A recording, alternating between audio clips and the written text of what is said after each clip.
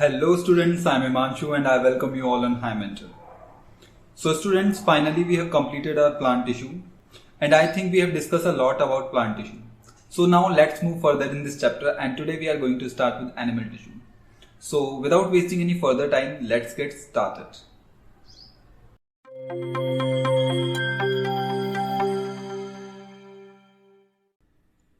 तो बच्चों अब हम शुरू करते हैं एनिमल टिश्यू से।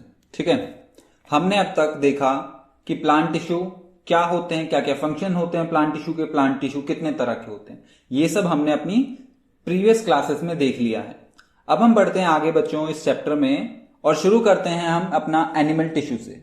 ठीक है बच्चों, तो एनिमल टिश्यू जो होता है बच्चों, उन्हें हम 4 पार्ट्स में डिवाइड करते हैं। एनिमल टिश्यू को हम 4 पार्ट्स में डिवाइड करते हैं, मतलब 4 पार्ट्स में डिवाइड करते हैं। ठीक है, तो पहला होता है बच्चों एनिमल टिश्यू में एपिथेलियल टिश्यू, दूसरा होता है कनेक्टिव टिश्यू, तीसरा होता है मस्कुलर टिश्यू और चौथा होता है हमारा नर्वस टिश्यू। तो बच्चों एपिथेलियल टिश्यू जो होता है बच्चों, ये क्या करता है, हमारी जो बॉडी होती है, हमारी बॉडी को प्रोटेक्ट करता है, हमारी बॉडी को प्रोटेक्ट करता है। तो इसीलिए हम एपिथेलियल को प्रोटेक्टिव टिश्यू भी बोलते हैं, एपिथेलियल को प्रोटेक्टिव टिश्यू भी बोलते हैं। ये एपिथेलियल टिश्यू बच्चों करता क्या है, ये हमारी बॉडी के एक्सटर्नल सरफेस पे और इंटरनल सरफेस पे एक लाइनिंग बना लेता है, सेल से मिलकर लाइनिंग बना लेता है। जैसे फॉर एग्जांपल स्किन, आपने देखा होगा कि हमारी बॉडी पे जो स्किन होती है वो हमारी बॉडी को प्रोटेक्ट करती है, किससे, डस्ट से या फिर एलर्जन से या एंटीजन से। हमारे जो इंटरनल टिश्यूज होते हैं उनको प्रोटेक्ट करती है स्किन हमारी। ठीक है, तो स्किन जो है बच्चों एक तरह का एपिथेलियल टिश्यू है। ठीक है, तो ये क्या करता है, हमारे बॉडी की एक्सटर्नल और इंटरनल सरफेस को कवर कर लेता है एपिथेलियल टिश्यू। ठीक है, और उनसे हमें एक्सटर्नल एनवायरनमेंट से प्रोटेक्ट करता है। तो इसीलिए एपिथेलियल टिश्यू जो हुआ बच्चों, वो प्रोटेक्टिव टिश्यू भी बोलते हैं हम इसे। तो ये तो बात हो गई बच्चों एपिथेलियल टिश्यू। थोड़ा सा इसका डिस्क्रिप्शन वैसे हम इसे एपिथेलियल टिश्यू को डिटेल में फर्दर देखेंगे आगे, पर थोड़ा सा मैंने आपको इसका डिस्क्रिप्शन दे दिया है कि एपिथेलियल टिश्यू होता क्या है। ठीक है बच्चों, अब हम बढ़ते हैं कनेक्टिव टिश्यू। कनेक्टिव टिश्यू जो होता है बच्चों हमारा, ये क्या करता है, ये अलग अलग टिश्यूज को या डिफरेंट टिश्यूज को कनेक्ट करता है। हमारी बॉडी के डिफरेंट टिश्यूज को और ऑर्गन को आपस में कनेक्ट करता है या बाइंड करता है, जिसकी वजह से उन्हें रिजिडिटी मिलती है और सपोर्ट मिलती है। ठीक है, जैसे एग्जांपल के लिए हम ले लेते हैं बोन भी बच्चों हमारा एक तरह का कनेक्टिव टिश्यू ही है। ठीक है, तो ये क्या करता है, कनेक्टिव टिश्यू कनेक्ट करता है टिश्यूज और ऑर्गन्स को, जिसकी वजह से उन्हें सपोर्ट और रिजिडिटी मिलती है। तो इस कनेक्टिव टिश्यू को बच्चों हम पैकेजिंग टिश्यू भी बोलते हैं। क्यों पैकेजिंग टिश्यू इसलिए बोलते हैं, क्योंकि क्या कर रहा है, ये डिफरेंट ऑर्गन्स और टिश्यूज को कनेक्ट कर रहा है आपस में। ठीक है, तो इसको हम बोलते हैं, दूसरा नाम है इसका पैकेजिंग टिश्यू या पैकिंग टिश्यू। कनेक्टिव टिश्यू को बच्चों हम पैकिंग टिश्यू भी बोलते हैं। ठीक है, जैसे बच्चों ब्लड भी हमारे एक तरह का कनेक्टिव टिश्यू है। ठीक है, वो हम आगे डिटेल में उसको डिस्कस करने वाले हैं। ठीक है, और तीसरा है बच्चों हमारा मस्कुलर टिश्यू। मस्कुलर टिश्यू जो होता है बच्चों, हम इस मस्कुलर टिश्यू को कॉन्ट्रैक्टाइल टिश्यू भी बोलते हैं। मस्कुलर टिश्यू को contractile, CONTRACT, contractile tissue. Contractile tissue बच्चों इसलिए बोलते हैं, जैसे इसका नाम सजेस्ट करता है कि मस्कुलर टिश्यू जो होता है ना बच्चों, वो हमारे बॉडी के मूवमेंट या लोकोमोशन में हेल्प करते हैं। जैसे हम चलते हैं या अपना हाथ हिलाते हैं, तो ये जितने भी हम एक्शन करते हैं वो होते हैं हमारे मस्कुलर टिश्यू से। ठीक है, इसलिए हम इसको कॉन्ट्रैक्टाइल टिश्यू भी बोलते हैं। और कॉन्ट्रैक्टाइल बच्चों इसलिए बोलते हैं, जो हमारी मसल्स होती है ना, जब भी हम कोई मूवमेंट करते हैं तो मसल कॉन्ट्रैक्ट करती हैं और रिलैक्स करती हैं, तो इसीलिए हम इसे कॉन्ट्रैक्टाइल टिश्यू बोलते हैं। ठीक है, अब नेक्स्ट है बच्चों हमारा नर्वस टिश्यू। नर्वस टिश्यू जो होता है बच्चों, उसे हम कोऑर्डिनेटिंग टिश्यू भी बोलते हैं। नर्वस टिश्यू को हम कोऑर्डिनेटिंग टिश्यू, मैं ऊपर लिख देता हूं, कोऑर्डिनेटिंग टिश्यू अब बच्चों नर्वस टिश्यू क्या करता है हमारी बॉडी में? नर्वस टिश्यू क्या जो होता है, एक हाईली स्पेशलाइज्ड टिश्यू होता है। ये क्या करता है हमारी बॉडी में नर्व सिग्नल्स को या फिर नर्व इंपल्स को एक प्लेस से दूसरे प्लेस तक ले जाने में मदद करता है। कहने का मतलब यह है कि नर्वस टिश्यू हमारी बॉडी की नर्व इंपल्स को या इलेक्ट्रिक जो सिग्नल होते हैं, जो नर्व सिग्नल्स होते हैं, उनको ब्रेन तक पहुंचाने का काम करता है नर्वस टिश्यू। ठीक है, तो हम कह सकते हैं कि ये क्या करता है, इंपल्स की, नर्व इंपल्स की कंडक्शन में हेल्प करता है। ठीक है, तो ये हो गए बच्चों नर्वस टिश्यू। ठीक है, ये तो हो गया इनका चारों का छोटा सा डिस्क्रिप्शन। अब हम बढ़ते हैं बच्चों आगे और डिटेल में डिस्कस करते हैं एपिथेलियल टिश्यू से। तो let's move forward and start with epithelial tissue. Epithelial tissue, जैसे मैंने बच्चों आपको बताया था कि हमने एपिथेलियल टिश्यू को प्रोटेक्टिव टिश्यू भी बोला था। क्यों बोला था? क्यों करता क्या है, ये बॉडी को कवर करता है, एनिमल्स की बॉडी को कवर करता है। जैसे कि स्किन का मैंने आपको एग्जांपल दिया था। तो एपिथेलियल टिश्यू जो होता है बच्चों पूरी बॉडी को कवर करता है और प्रोटेक्शन प्रोवाइड करता है। ठीक है, तो ये तो हो गया इसका पहली बात इसमें एपिथेलियल टिश्यू में। अब दूसरा मैंने बताया था कि ये करता क्या है, पूरी बॉडी को कवर कर लेता है और क्या करता है, एक लेयर बना लेता है स्किन के ऊपर भी। तो उसी को बच्चों हम एपिथेलियल टिश्यू बोलते हैं। ठीक है, दो काम है। एपिथेलियल टिश्यू करता क्या है, पूरी बॉडी को कवर कर लेता है, कवरिंग करता है, और वो कवरिंग क्या करती है, प्रोटेक्शन प्रोवाइड करती है हमें, हमारे इंटरनल ऑर्गन्स को। ठीक है, तो ये हो गया बच्चों एपिथेलियल टिश्यू। एपिथेलियल टिश्यू जो होते हैं बच्चों, ये करता क्या है, हमारी बॉडी की जो होलो ऑर्गन्स हैं, होलो ऑर्गन्स इन द सेंस जैसे ऑसोफेगस। ऑसोफेगस आपने देखा होगा कि ऐसी एक ट्यूब लाइक स्ट्रक्चर होता है। तो ऑसोफेगस की भी लाइनिंग में ये हेल्प करता है, इंटरनल लाइनिंग में हेल्प करता है ये एपिथेलियल टिश्यू। ठीक है, जैसे नोज हो गई, हमारा स्टमक हो गया। स्टमक जो होता है हमारा कुछ ऐसा बैग लाइक स्ट्रक्चर होता है ना, तो इसकी भी अंदर की लाइनिंग करने में भी यहां पे हेल्प करता है एपिथेलियल टिश्यू। ठीक है, जैसे लंग्स हो गए, वहां पे भी ये एपिथेलियल टिश्यू उनको भी लाइन करने में हेल्प करता है।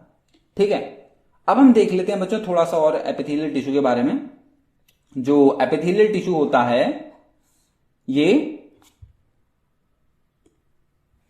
आप सभी को पता है कि टिश्यू जो होता है वो बहुत सारे सेल से मिलकर बना हुआ होता है। तो एपिथेलियल टिश्यू में क्या होता है बच्चों, सेल्स जो होते हैं वो क्लोजली पैक्ड होते हैं, मतलब एक दूसरे से बिल्कुल अटैच होते हैं, जिसकी वजह से उनमें कोई भी इंटरसेल्युलर स्पेस नहीं होता। ठीक है, आपने पहले डायग्राम भी देखा होगा पहला वाला, कि उसमें भी सेल्स जो थे बिल्कुल ऐसे अटैच थे एक दूसरे से, मतलब ऐसे अटैच होते हैं एपिथेलियल टिश्यू के केस में, ऐसे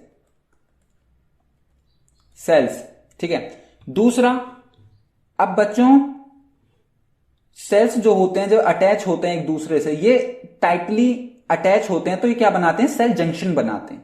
सेल जंक्शन का मतलब होता है बच्चों कि ये ना सेल जंक्शन क्या करेंगे, ये लीकेज को प्रिवेंट करेंगे। ठीक है, सेल जंक्शन क्या करते हैं, ये लीकेज को प्रिवेंट करते हैं। ठीक है, जैसे मान लीजिए ब्लड, मैंने आपको बताया था कि हमारे होलो ऑर्गन्स में भी एपिथेलियल टिश्यू क्या करते हैं, लाइनिंग करते हैं। जैसे मैं आपको एग्जांपल के तौर पे बताता हूं, जैसे मान लीजिए ये हमारी एक ब्लड वेसल है। ठीक है, ब्लड वेसल ये हो गई। अब इसमें इनर साइड पे क्या है, इनर साइड पे क्या किससे लाइनिंग की इन्होंने, एपिथेलियल ने लाइनिंग कर दी। ठीक है, एपिथेलियल टिश्यू ने लाइनिंग बना ली। तो बच्चों क्या करेगी ये टिश्यू, ये टाइटली, एक तो टाइटली अटैच है।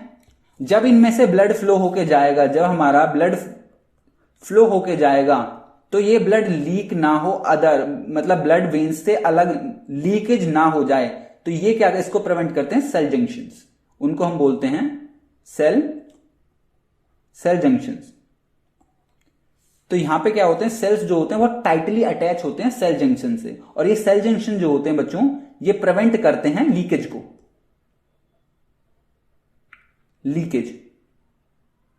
ठीक है, तो ये हो गई दूसरी बात कि सेल जंक्शन टाइटली पकड़े रहते हैं सेल्स को, और सेल्स जो होते हैं बच्चों वो क्लोजली अटैच होते हैं विद इंटरसेल्युलर स्पेस। और एक बात और बच्चों, एपिथेलियल टिश्यू जो होते हैं इनके पास बच्चों ब्लड सप्लाई नहीं होती। एपिथेलियल टिश्यू के पास ब्लड सप्लाई नहीं होती। अब ब्लड सप्लाई नहीं होती, आप कहोगे सर फिर तो ये डेड होते होंगे। नहीं बच्चों, एपिथेलियल टिश्यू सारे सेल्स इसमें डेड नहीं होते। हमारी स्किन की जो ऊपर लेयर होती है हाँ वो तो डेड सेल्स से मिलकर बनी हुई होती है, लेकिन सारे सेल्स इसमें डेड नहीं होते। ये होता क्या है बच्चों, मैं आपको बता देता हूं थोड़ा सा। ये मान लीजिए ये एपिथेलियल टिश्यू की ऊपर लेयर है, ठीक है, ये एपिथेलियल टिश्यू है। इसके नीचे बच्चों हमारा कनेक्टिव टिश्यू होगा, 2-3 लेयर के बाद ये कनेक्टिव टिश्यू होगा, और यहां पे हमारे ब्लड की वेन्स जाएंगी, ठीक है। और इसके ऊपर भी बच्चों यहां पे भी एपिथेलियल जिसके ऊपर लाई करता है एपिथेलियल टिश्यू, वो भी एक लेयर होती है, उसको हम बोलते हैं बेसमेंट लेयर, ठीक है। एपिथेलियल टिश्यू जिस लेयर के ऊपर होते हैं उनको हम बोलते हैं, उसको बोलते हैं बच्चों बेसमेंट लेयर या बेसमेंट मेम्ब्रेन भी बोलते हैं, ठीक है। तो ये इसमें हो गया। एपिथेलियल टिश्यूज के केस में बच्चों न्यूक्लियस जो होता है वो हम आगे डिस्कस करेंगे, ठीक है। अब न्यूक्लियस के बारे में हम बाद में देखते हैं, ठीक है। तो अब होगा क्या बच्चों, मैंने कहा कि इनके पास ब्लड सप्लाई नहीं होती तो ये डेड भी नहीं होते। तो होता क्या है बच्चों, ऊपर वाली लेयर जो होगी वो तो डेड सेल्स से मिलकर बनी हुई होगी, उसके नीचे की जो लेयर होती है बच्चों उनमें ब्लड सप्लाई नहीं होती। वो करते क्या है, वो डायरेक्ट न्यूट्रिशन जो होते हैं वो कनेक्टिव टिश्यू उन्हें ट्रांसफर कर देते हैं। हमारे सेल्स को, एपिथेलियल टिश्यू को जो भी न्यूट्रिएंट्स की रिक्वायरमेंट होगी वो डायरेक्टली मिल जाते हैं उन्हें कनेक्टिव टिश्यू से, जिसकी वजह से वहां पे ब्लड सप्लाई नहीं होती है, ठीक है बच्चों। कनेक्टिव टिश्यू को कहां से मिलेगा, ब्लड वेन से मिलेगा, जो हमारी ब्लड की वेसल्स होती हैं उनसे मिलेगा। और ये जो होते हैं बच्चों, ये जो छोटी सी है इसको बोलते हैं बेसमेंट मेम्ब्रेन। अभी डिस्कस करेंगे होती क्या है, ठीक है। तो एपिथेलियल टिश्यू जो होते हैं बच्चों मतलब एवेस्कुलर होते हैं। एवेस्कुलर का मतलब ही होता है कि उनमें ब्लड सप्लाई नहीं होती है। वो करते क्या है, वो डायरेक्ट न्यूट्रिएंट्स जो है अपने अंडरलाइन, अपने से नीचे वाले कनेक्टिव टिश्यूज से ले लेते हैं, ठीक है बच्चों। तो आई होप आपको समझ में आ गया होगा थोड़ा सा कॉन्सेप्ट जो है एपिथेलियल टिश्यू का, ये न्यूट्रिएंट्स कैसे लेते हैं, ठीक है। अब हम बढ़ते हैं आगे। जो बच्चों एपिथेलियल टिश्यू होते हैं, मैंने आपको बताया था कि ये हमारी आउटर बॉडी की लाइनिंग और इनर बॉडी की लाइनिंग में भी हेल्प करते हैं, ठीक है। तो जो एपिथेलियल टिश्यू हुए बच्चों, ये आउटर बॉडी को भी लाइन करेंगे। अगर ये आउटर बॉडी को लाइन करते हैं तो इनको हम बोलते हैं बच्चों एपिथीलियम। इनको हम बोलते हैं एपिथीलियम, क्योंकि ये क्या कर रहे हैं, आउटर बॉडी को कवर कर रहे हैं या लाइन कर रहे हैं, तो इनको बोला हमने एपिथीलियम। और वहीं अगर ये इनर लाइनिंग या कैविटीज को, बॉडी के इंटरनल ऑर्गन्स को लाइन करेंगे या कवर करेंगे, उसमें बोलते हैं बच्चों हम इनको एंडोथीलियम।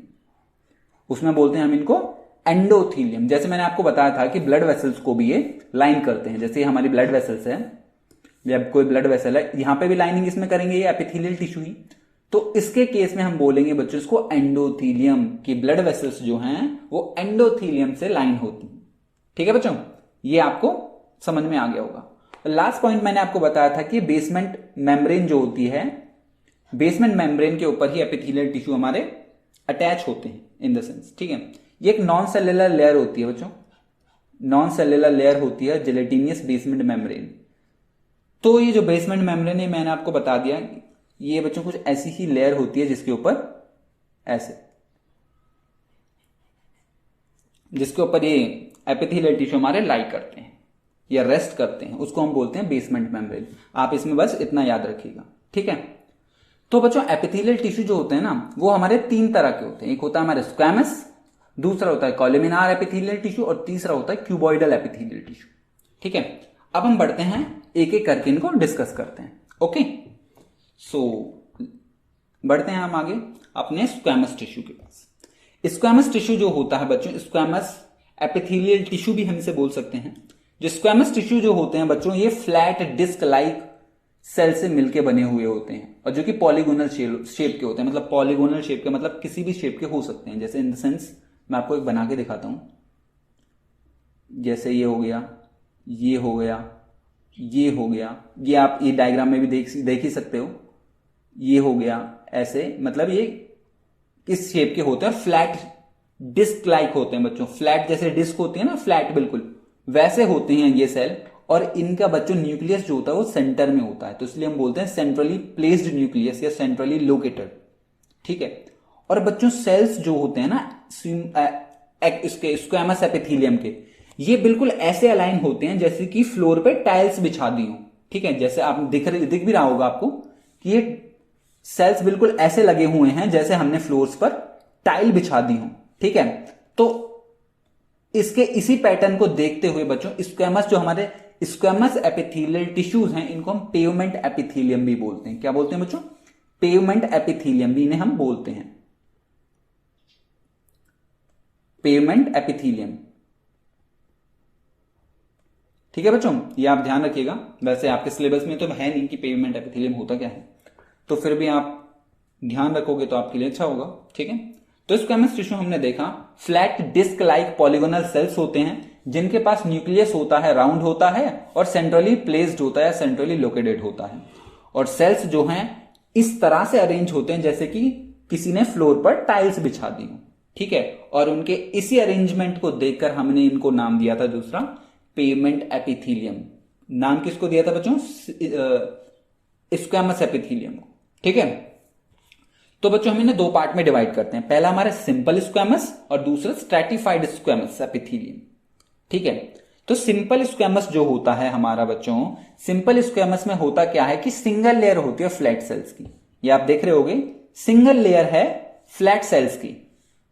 स्क्वैमस एपिथेलियम में, सिंपल स्क्वैमस एपिथेलियम में फ्लैट सेल्स की सिंपल एक ही सिंगल लेयर है। ठीक है, तो ये बच्चों करते क्या है, ये लाइनिंग नोज की लाइनिंग में हेल्प करते हैं। ब्लड वेसल्स में जो लाइनिंग होती है वो भी बच्चों सिंपल स्क्वैमस एपिथेलियम करते हैं।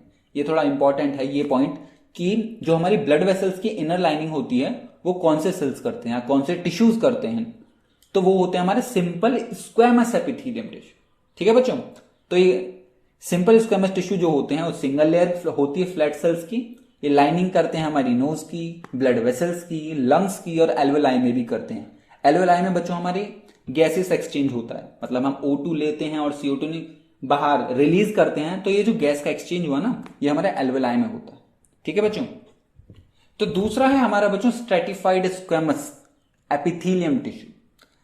तो ये जो होते हैं बच्चों, सिंपल में तो सिंगल लेयर थी, अगर सिंगल लेयर से ज्यादा लेयर हुई तो क्या होगा, तो वो होते हैं बच्चों हमारे स्ट्रैटिफाइड स्क्वैमस एपिथेलियम टिश्यू। ठीक है, तो लिखा भी हुआ है कि composed of more than one layer of squamous cells. ठीक है, ये किसको लाइन करते हैं, हमारी ओरल कैविटी को, स्किन के सरफेस को। आपने देखा होगा ना कि हमारी स्किन जो होती है वो थिक सेल्स की होती है, थोड़ी कई लेयर्स होती हैं, तो वहां पे स्ट्रैटिफाइड स्क्वैमस एपिथेलियम होती है।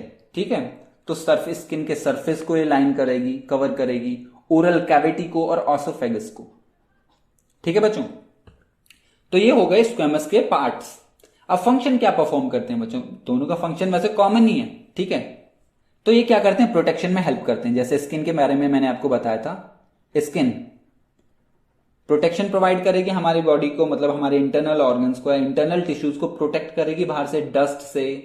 ठीक है, या फिर एलर्जी, जो हमारे एलर्जी कॉज करेंगे, जो बैक्टीरिया एलर्जेंस बोलते हैं बच्चों उनको, जो बैक्टीरिया हमारी बॉडी में एलर्जी कॉज करते हैं उनको हम एलर्जेंस बोलते हैं, उनसे प्रोटेक्ट करेगी हमारे टिश्यूज को। या फॉरेन पार्टिकल, बैक्टीरिया, वायरस को अंदर जाने से रोकेगी हमारी स्किन। तो इसीलिए इसका एक फंक्शन होता है कि ये प्रोटेक्शन प्रोवाइड करेगी। दूसरा है कि एक्सचेंज ऑफ गैसेस, एल्वेलाई के अंदर करेगी exchange of gases. In alveoli ये क्या करेगी, ऑक्सीजन और CO2 को एक्सचेंज में हेल्प करेंगे ये टिश्यू भी। कैसे करेंगे वो हम आगे देखेंगे। ठीक है, जब हम बच्चों रेस्पिरेशन के बारे में जानेंगे ना, जब हम वहां पे देखेंगे कि एल्वेलाई के अंदर गैसेस का एक्सचेंज कैसे होता है। ठीक है, और तीसरा बच्चों अल्ट्रा फिल्ट्रेशन। अल्ट्रा फिल्ट्रेशन का मतलब ये बच्चों हमारी बॉडी में फिल्टरेशन, जैसे किडनी जो होती है ब्लड को फिल्टर करने का भी काम करती है, अल्ट्रा फिल्ट्रेशन इन किडनी।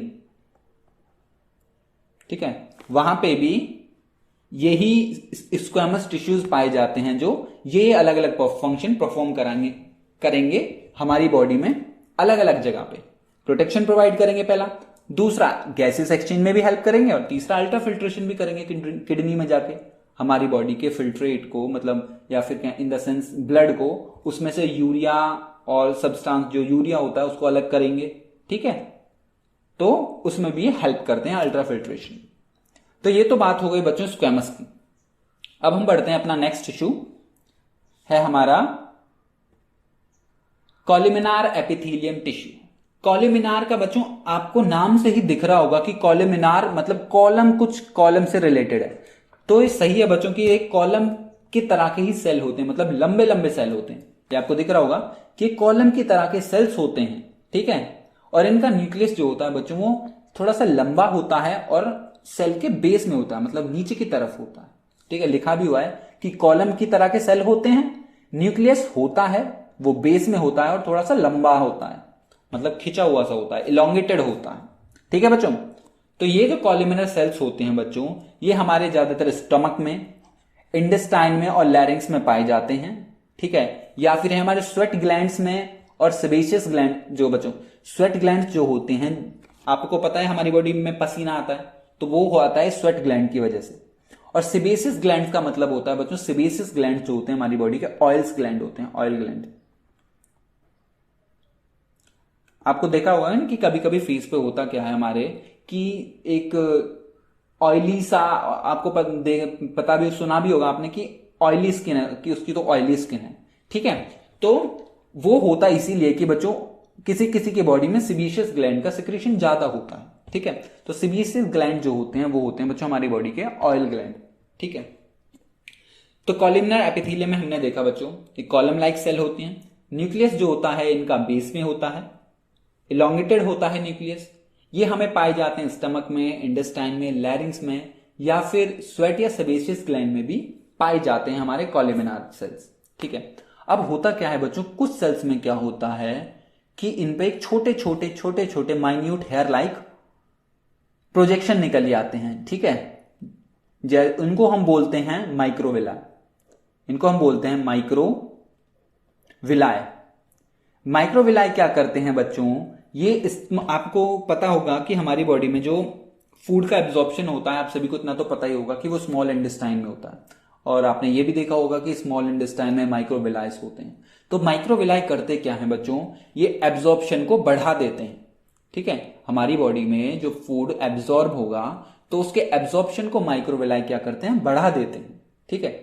तो इनका तो वो कौन से सेल्स के ऊपर होते हैं, कॉलमिनार सेल्स के ऊपर, ठीक है।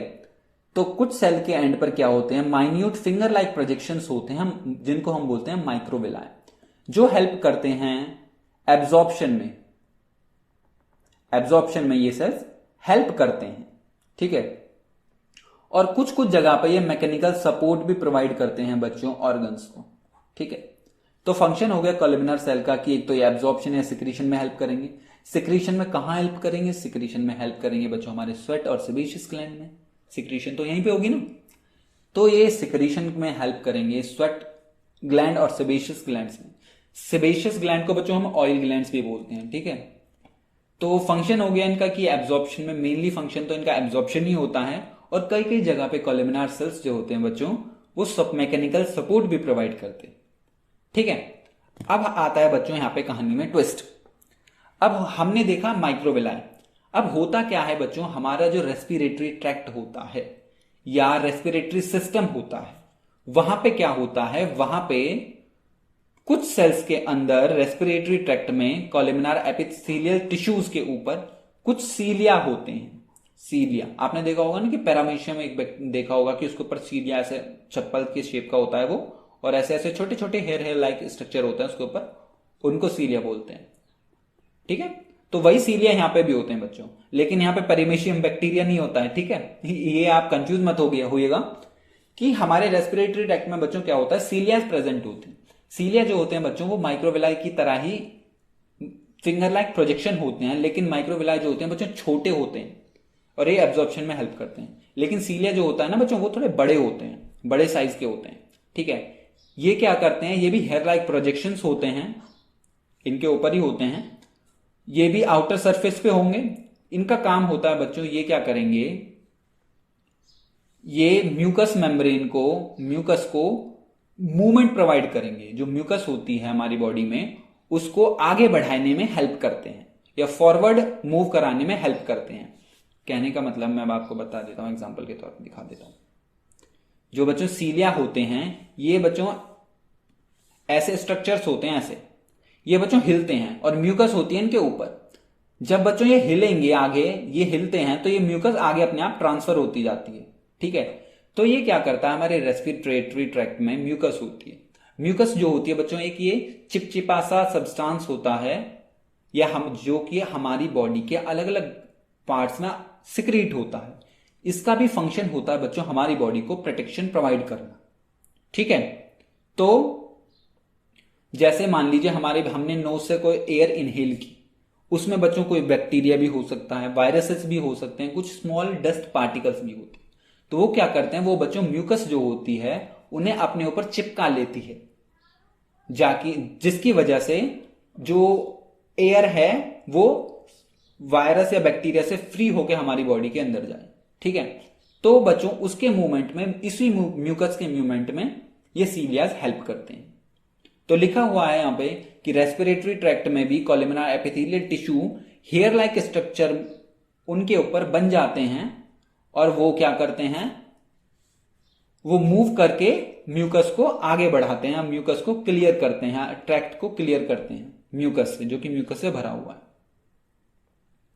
तो आई होप आपको समझ में आ गया होगा कि सीलिया क्या होता है। एक बार मैं पढ़ के भी बता देता हूं आपको, लिखा क्या है कि the respiratory tract of the columnar epithelium has cilia which has basically hair-like projection on the outer surface of the cell। मैंने आपको बताया था कि रेस्पिरेटरी ट्रैक्ट में भी सीलिया आउटर सर्फेस पे होंगे, मतलब इसी सर्फेस पे होंगे सेल्स के। ठीक है, these cilia can move and their movement push the mucus forward to clear it। यही सीलिया क्या करते हैं बच्चों, हिलते हैं और इनके हिलने से जो म्यूकस होती है वो फॉरवर्ड मूव करती है। ठीक है, ये बच्चों और भी जगह पे होते हैं, जैसे सीलिएटेड, वहां पे सीलिया का रोल वहां पे भी आता है बच्चों इन द रिप्रोडक्टिव सिस्टम में फीमेल रिप्रोडक्टिव सिस्टम के अंदर ये बच्चों जाइगोट जो होता है ना, जाइगोट, उसके मूवमेंट में भी सीलिया हेल्प करती। ठीक है, वो वैसे बात टॉपिक अलग हो जाएगा। ठीक है, वो आप फर्दर क्लासेस में उसके बारे में स्टडी करोगे। ठीक है, जब आप 11th में आ जाओगे ना, तो वहां पे आप ये सब देखने वाले हो। तो ये तो बात हो गई बच्चों कोलुमिनार टिश्यूज की या कोलुमिनार एपिथेलियम टिश्यूज की। ठीक है, अब हम बढ़ते हैं आगे क्यूबॉइडल की तरफ। क्यूबॉइडल का मतलब बच्चों, जैसा इसका नाम सजेस्ट करता है, क्यूबॉइडल मतलब क्यूब लाइक। तो ये बच्चों क्यूब लाइक सेल्स होते हैं, न्यूक्लियस होता है इनके, और वो न्यूक्लियस इनके सेंटर में प्रेजेंट होता है। आप डायग्राम में भी देख रहे होगे कि ये क्यूब लाइक एक सेल है, क्यूब की तरह का है, और न्यूक्लियस जो वो सेंटर में प्रेजेंट है। ये सेल्स जो होते हैं बच्चों, ये ज्यादातर हमारे किडनी ट्यूब्यूल्स में पाए जाते हैं, या स्लाइवरी डक्ट में पाए जाएंगे, या पेनक्रियाटिक डक्ट में पाए जाते हैं। ठीक है, इनका फंक्शन क्या होता है बच्चों, देखो मैं बताता हूं आपको। इनका फंक्शन जो होता है बच्चों, डाइजेस्टिव ट्रैक्ट में क्या करते हैं, ये क्या करते हैं, यही क्यूब लाइक सेल ये एंजाइम सिक्रीशन में भी हेल्प करते हैं। फूड को डाइजेस्ट करने के लिए बच्चों एंजाइम लगते हैं, तो वहां पे ये क्या करते हैं, पेनक्रियाटिक डक्ट के अंदर ये सेल्स होते हैं जो कि एंजाइम सिक्रीट करते हैं। ठीक है, यही सेल बच्चों क्या करते हैं, एब्जॉर्प्शन, वाटर के एब्जॉर्प्शन में भी हेल्प करते हैं। यही सेल जब यूरिनरी फेरस ट्यूब्यूल्स में प्रेजेंट होंगे तो ये क्या करेंगे, ब्लड से वाटर के एब्जॉर्प्शन में भी हेल्प करेंगे, और जो बाकी का जो सब्सटेंस है, जो यूरिन है, उसको एक्सक्रीट कर देंगे। Urinary ferrous tubule. ठीक है, ये बच्चों आप ऐसे समझ लीजिए कि किडनी के अंदर ये क्यूबॉइडल भी प्रेजेंट होते हैं, क्यूबॉइडल एपिथेलियल टिश्यू भी प्रेजेंट होते हैं, जो क्या करते हैं, वाटर के एब्जॉर्प्शन में हेल्प करते हैं। ठीक है बच्चों, तीसरा क्या होता है, यही बच्चों यही क्यूबॉइडल एपिथेलियम सेल्स जो होते हैं, ये क्या करते हैं, ये गैमेट बनाने में भी हेल्प करते हैं। ठीक है, जो जर्मिनल एपिथेलियम होती है उसमें बच्चों क्यूबॉइडल सेल्स प्रेजेंट होते हैं, या जो जर्म सेल्स होते हैं बच्चों, उसमें भी क्यूबॉइडल सेल्स प्रेजेंट होते हैं जो कि गैमेट्स बनाते हैं। ठीक है, क्यूबॉइडल एपिथेलियम में हमने देखा कि क्यूब लाइक सेल्स होते हैं, न्यूक्लियस सेंटर पे होता है, पाए कहां कहां जाते हैं? पैनक्रियाटिक डक्ट में, किडनी ट्यूब्यूल्स में पाए जाएंगे और स्लाइवरी डक्ट में भी हमारे पाए जाते हैं। ठीक है बच्चों। और अगर ये टेस्टिस में भी प्रेजेंट होते हैं, टेस्टिस, क्योंकि बच्चों जर्मिनल एपिथेलियम जो होगी या जर्म सेल्स होंगे वो तो हमारे टेस्टिस में होंगे, तो लिख देता हूं प्रेजेंट इन टेस्टिस, TES। ठीक है, ये जर्मिनल एपिथेलियम जो होती है ना बच्चों, टेस्टिस में प्रेजेंट होती है। ठीक है, वहां पे होंगे क्यूबॉइडल सेल जो कि गैमेट के प्रोडक्शन में भी हेल्प करेंगे, प्रोड्यूस गैमेट्स। तो हम कह सकते हैं the cuboidal cell are also present in testis which help in producing gametes. ठीक है बच्चों, अब होता क्या है? ठीक है बच्चों, अब होता क्या है कि कुछ क्यूबॉइडल सेल्स जो हुए हैं वो मॉडिफाइड हो जाते हैं, कुछ क्यूबॉइडल सेल मॉडिफाई हो जाते हैं और वो सिक्रीशन करना शुरू कर देते हैं, सिक्रीशन में हेल्प करना शुरू कर देते हैं। ठीक है, उनको, उन सेल्स को बोलते हैं बच्चों glandular epithelium, glandular epithelium. some cuboidal cells get modified for secretion are called glandular epithelium। अब तक हमने देखा था कि ये क्या एब्जॉर्प्शन में हेल्प करते हैं या गैमेट्स बनाएंगे? हाँ, डाइजेशन में ये सिक्रीशन कर रहे थे। तो जो क्यूबॉइडल सेल बच्चों सिक्रीशन के लिए मॉडिफाइड हो जाते हैं उनको हम बोलते हैं ग्लैंडुलर एपिथेलियम। और जो बच्चों थोड़ा सा मैं आपको बता देता हूं, ये ग्लैंडुलर एपिथेलियम जो होती है ये दो तरह की होती है। एक तो होते हैं बच्चों में यूनिसेल्युलर ग्लैंड और दूसरे होते हैं मल्टीसेल्युलर ग्लैंड। मैं थोड़ा सा बता देता हूं, यूनिसेल्युलर ग्लैंड और दूसरा मल्टीसेल्युलर ग्लैंड, मल्टीसेल्युलर ग्लैंड्स। जो बच्चों यूनिसेल्युलर ग्लैंड्स होते हैं ये क्या करते हैं बच्चों? ये म्यूकस सिक्रीट करते हैं। क्या करते हैं बच्चों? म्यूकस सिक्रीट करते हैं। इसमें क्या होता है? गॉबलेट सेल्स होते हैं इसमें, यूनिसेल्युलर ग्लैंड्स में गॉबलेट सेल्स होते हैं और गॉबलेट सेल्स क्या करेंगे बच्चों? म्यूकस सिक्रीट करेंगे। और जो मल्टीसेल्युलर ग्लैंड होते हैं ये बच्चों हमारे स्लाइवा की सिक्रीशन में हेल्प करेंगे या फिर स्वेट में सिक्रीशन में हेल्प करेंगे। ये मल्टीसेल्युलर ग्लैंड वो काम करते हैं। तो ग्लैंडुलर एपिथेलियम भी बच्चों दो तरह के होते हैं, यूनिसेल्युलर ग्लैंड। यूनिसेल्युलर ग्लैंड में एग्जांपल आ जाता है हमारा गॉबलेट सेल, गॉबलेट सेल। और इसमें आ जाएगा मल्टीसेल्युलर में एग्जांपल बच्चों स्लाइवरी, स्लाइवरी स्लाइवरी ग्लैंड। ठीक है, तो वैसे ही आपके सिलेबस में वैसे है नहीं, पर थोड़ा सा मैंने आपको बता दिया। ठीक है, तो जो क्यूबॉइडल सेल मॉडिफाइड हो जाते हैं सिक्रीशन के लिए उनको हम बोलते हैं ग्लैंडुलर एपिथेलियम। और बच्चों ग्लैंडुलर एपिथेलियम में भी दो तरह के ग्लैंड होते हैं, एक तो यूनिसेल्युलर, यूनि का मतलब होता है बच्चों सिंगल सेलर, सिंगल सेल होगा यहाँ पे, और मल्टी का मतलब बहुत सारे सेल। तो बच्चों यूनिसेल्युलर ग्लैंड क्या करते हैं? म्यूकस के सिक्रीशन में हेल्प करते हैं। और म्यूकस की सिक्रीशन कहां से होगी? गॉबलेट सेल से। और दूसरा है हमारा multicellular gland.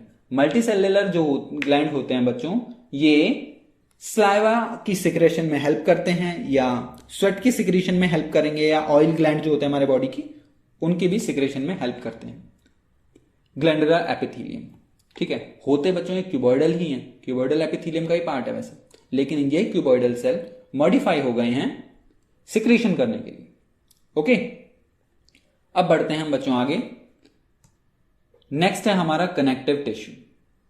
Connective tissue, connective tissue को बच्चों पैकेजिंग टिश्यू भी बोलते हैं, मैंने जैसे कि आपको पहले बताया था।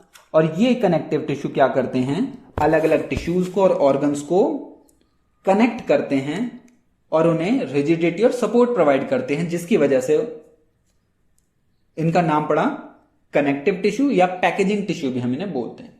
और हां बच्चों, एक बात आपको ध्यान रखनी है, कनेक्टिव टिश्यू में ये मोस्ट अबंडेंट टिश्यू हैं, मतलब बाकी के टिश्यू से ज्यादा अमाउंट में हमारी बॉडी के अंदर प्रेजेंट होते हैं कनेक्टिव टिश्यू।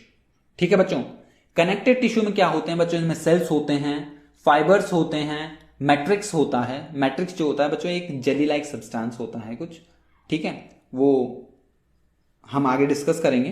ठीक है, मैट्रिक्स होता क्या है उसके बारे में। फाइबर्स, सेल्स और मैट्रिक्स इसमें कनेक्टिव टिश्यू में होता है। अब बच्चों कनेक्टिव टिश्यू को हम अलग अलग तीन पार्ट में डिवाइड कर दिया है हमने। एक होता है कनेक्टिव टिश्यू प्रॉपर, दूसरा होता है स्केलेटन टिश्यू, तीसरा होता है फ्लूइड टिश्यू। स्केलेटन टिश्यू और फ्लूइड टिश्यू जो होते हैं बच्चों ये स्पेशलाइज्ड टाइप के टिश्यू होते हैं, कनेक्टिव टिश्यू होते हैं। ठीक है, पहले हम देख लेते हैं कि कनेक्टिव टिश्यू प्रॉपर। जो बच्चों कनेक्टिव टिश्यू प्रॉपर होते हैं उनको हम फर्दर 3-4 पार्ट में डिवाइड करते हैं। एक तो होता है एरियोलर टिश्यू, ये ज्यादातर रिपेयरिंग में, बॉडी की रिपेयर और प्रोटेक्शन में हेल्प करते हैं, मतलब हेल्प इन रिपेयर। ठीक है, जो इंजरी हमें थोड़ा बहुत हो जाती है उनमें टिश्यूज में, उनको रिपेयर करने में हेल्प करते हैं। एडिपोज टिश्यू बच्चों क्या करते हैं, फैट को स्टोर करते हैं। टेंडन्स जो होते हैं बच्चों, टेंडन्स जो होते हैं ये हमारी बॉडी में मसल्स को बोन से जोड़ते हैं और लिगामेंट बोन को बोन से जोड़ते हैं। ठीक है, तो ये हो गए कनेक्टिव टिश्यू प्रॉपर। दूसरा है हमारा स्केलेटन टिश्यू। स्केलेटन टिश्यू जो होता है बच्चों ये हमारी बॉडी को के स्केलेटन सिस्टम को बनाने में हेल्प करते हैं, मतलब हमारी बॉडी का जो एंडोस्केलेटन होता है उस या स्ट्रक्चर बनाने में हेल्प करते हैं। जैसे बोन्स के फॉर्मेशन में स्केलेटन टिश्यू हेल्प करते हैं और कार्टिलेज के भी फॉर्मेशन में हेल्प करेंगे। ये भी बच्चों स्केलेटन टिश्यू भी एक तरह का कनेक्टिव टिश्यू है। नेक्स्ट है बच्चों हमारा फ्लूइड टिश्यू, या फिर इसमें आते हैं हमारे blood and lymph. Blood and lymph को बच्चों फ्लूइड कनेक्टिव टिश्यू बोलते हैं। दोनों को मिला के एक स्टेटमेंट है कि blood is also called as fluid connective tissue. ठीक है, तो फ्लूइड कनेक्टिव टिश्यू में हम ब्लड के बारे में देखेंगे कि ब्लड जो है वो कनेक्टिव टिश्यू कैसे है और ये क्या क्या काम करता है। ये सारी चीजें हम डिस्कस करेंगे अपनी नेक्स्ट क्लास में। ये हमने अब तक आपको थोड़ा सा ओवरव्यू दिया बच्चों कनेक्टिव टिश्यू का। ठीक है, अब नेक्स्ट है हमारा areolar tissue. Areolar tissue, adipose tissue, ये सब हम अब नेक्स्ट क्लास में अपना डिस्कस करेंगे। अगर बच्चों हम इसी क्लास में देखेंगे तो वीडियो थोड़ी लंबी हो जाएगी। ठीक है, और आप बोर भी फील करने लगोगे, तो इसीलिए हम इसे अपनी नेक्स्ट क्लास में देख लेंगे। तो बच्चों अभी तक के लिए बाय बाय एंड मिलते हैं हम आपको नेक्स्ट क्लास में। So till then keep watching and keep learning and have a great day.